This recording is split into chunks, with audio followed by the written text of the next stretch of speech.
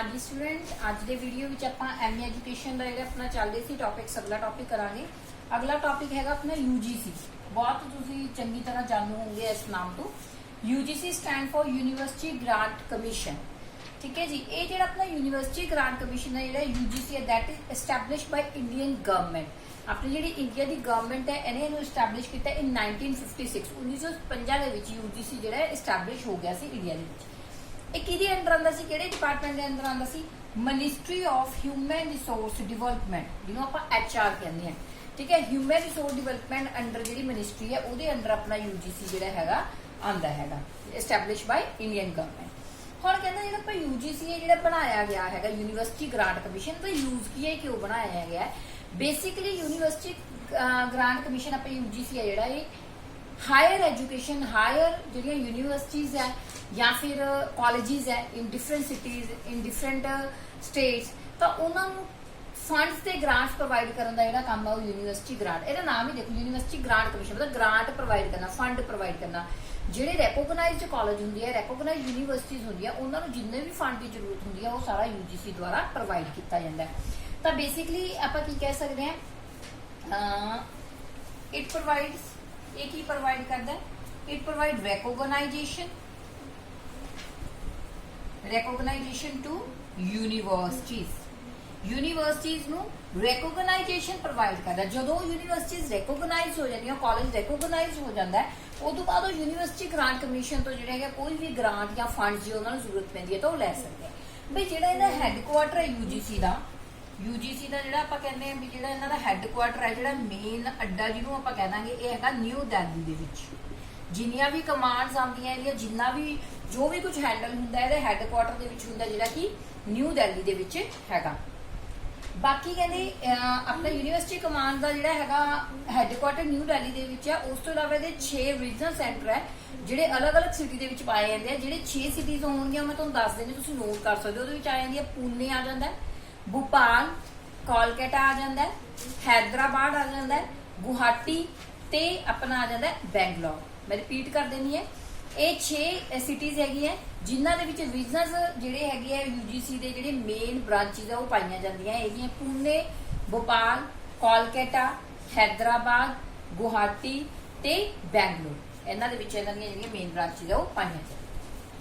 ठीक है जी, ये तो आप जानते हैं भी यूनिवर्सिटी ग्रांट कमीशन होंदा की है जिन्होंने बेसिकली डेफिनेशन कह सकते हो जी आप हुणे की है। हुण आप देखते हैं ना एम की है what is the M.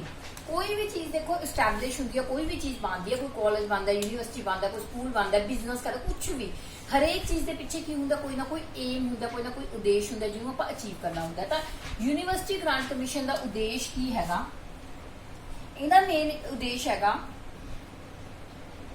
To provide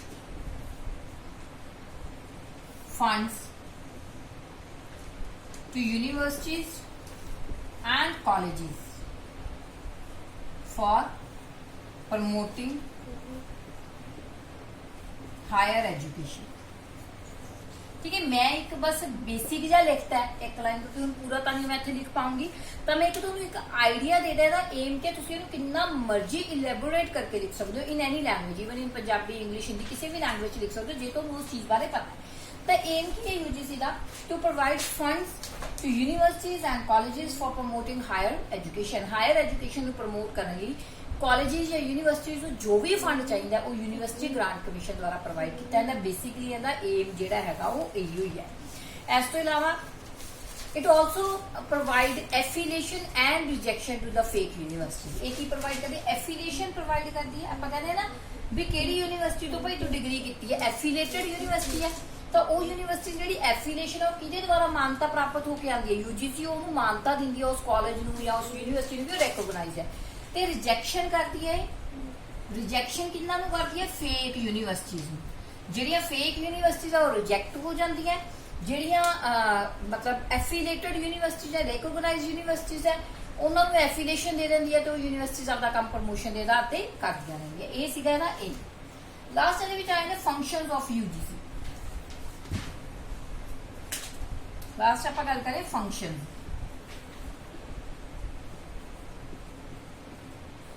की फंक्शन है भी सब तो पहला फंक्शन हैगा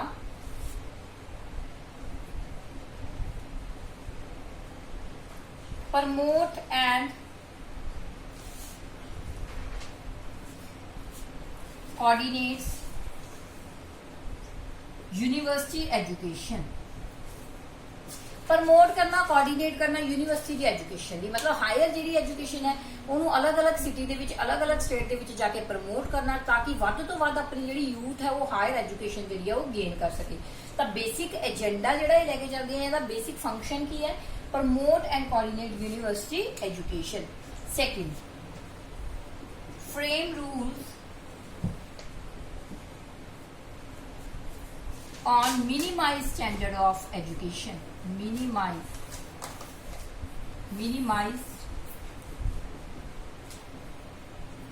standard of education ਕਹਿੰਦੇ ਰੂਲਸ ਬਣਾਣੇ। ਹੁਣ ਦੇਖੋ ਕੋਈ ਕੋਰਸ ਹੈ ਜਾਂ ਕੋਈ ਵੀ ਆਪਾਂ ਐਗਜ਼ਾਮ ਦੇਣਾ ਹੈ ਹਾਇਰ ਲੈਵਲ ਤੇ ਆ ਕੇ, ਤਾਂ ਉਹਦੇ ਵਿੱਚ ਕੁਝ ਰੂਲਸ ਐਂਡ ਰੈਗੂਲੇਸ਼ਨ ਹੁੰਦੇ, ਕੁਝ ਫਰੇਮ ਬਣਾਇਆ ਜਾਂਦਾ, ਕੁਝ ਸਟਰਕਚਰ ਬਣਾਇਆ ਜਾਂਦਾ, ਪ੍ਰੋਸੀਜਰ ਫੋਲੋ ਹੁੰਦਾ।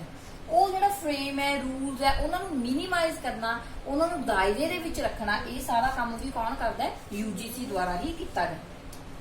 Third is setting standard examination, ਲਿਖ ਲਓ ਵੀ ਪੂਰਾ। ਸੈਟਿੰਗ ਸਟੈਂਡਰਡ ਐਗਜ਼ਾਮੀਨੇਸ਼ਨ ਲਾਈਕ ਜਿਹੜੇ ਆਪਣੇ ਨੀਟ ਦਾ ਐਗਜ਼ਾਮ ਹੁੰਦਾ ਹੈ, ਜਿਵੇਂ UGC ਨੈਟ ਦੇ ਐਗਜ਼ਾਮ ਹੋ ਗਏ, ਮੈਨੀ ਮੋਰ। ਇਹ ਜਿਹੜੇ ਐਗਜ਼ਾਮਸ ਹੈ ਕਿਹਦੇ ਦੁਆਰਾ ਕੰਡਕਟ ਕੀਤੇ ਜਾਂਦੇ ਆ? UGC ਦੁਆਰਾ ਕੰਡਕਟ ਕੀਤੇ ਜਾਂਦੇ ਆ। UGC ਇਹਦੇ ਵਿੱਚ ਸਾਰੀ ਅਪਰੋਚ ਫੋਲੋ ਕਰਦੀ ਹੈ, ਦੇਖਦੀ ਹੈ ਵੀ ਕੀ ਰੂਲਸ ਹੋਣਗੇ, ਕਦੋਂ ਐਗਜ਼ਾਮ ਲੈਣਾ ਹੈ, ਕਿਸ ਅਕੋਰਡਿੰਗ ਡਿਵਾਈਡੇਸ਼ਨ ਕਰਨੀ ਹੈ, ਸਾਰਾ ਯੂਨੀਵਰਸਿਟੀ ਗ੍ਰਾਂਟ ਕਮਿਸ਼ਨ ਦੁਆਰਾ ਹੀ ਮੈਨੇਜ ਕੀਤਾ ਜਾਂਦਾ ਹੈ। Fourth is allow grants to college and universities। College ਤੇ ਯੂਨੀਵਰਸਿਟੀ ਜੋ ਵੀ ਗ੍ਰਾਂਟ ਦੀ ਡਿਮਾਂਡ ਕਰਦੀ ਹੈ, ਵੀ ਜੋ ਉਹਨਾਂ ਨੂੰ ਕੋਈ ਫੰਡਸ ਦੀ ਜ਼ਰੂਰਤ ਹੈ, ਕੋਈ ਇੰਸਟਰਕਸ਼ਨ ਮਟੀਰੀਅਲ ਚਾਹੀਦਾ ਹੈ, ਕੋਈ ਐਗਜ਼ਾਮ ਸੈਟਅਪ ਲਈ ਉਹਨਾਂ ਕੋਲ ਫੰਡਸ ਦੀ ਕਮੀ ਹੈ, ਤਾਂ ਇਹ ਜਿਹੜੀਆਂ ਚੀਜ਼ਾਂ ਹੈਗੀਆਂ ਇਹ ਸਾਰੀਆਂ ਵੀ UGC ਦੁਆਰਾ ਹੀ ਪ੍ਰੋਵਾਈਡ ਕੀਤੀਆਂ ਜਾਂਦੀਆਂ। ਮੇਨਟੇਨ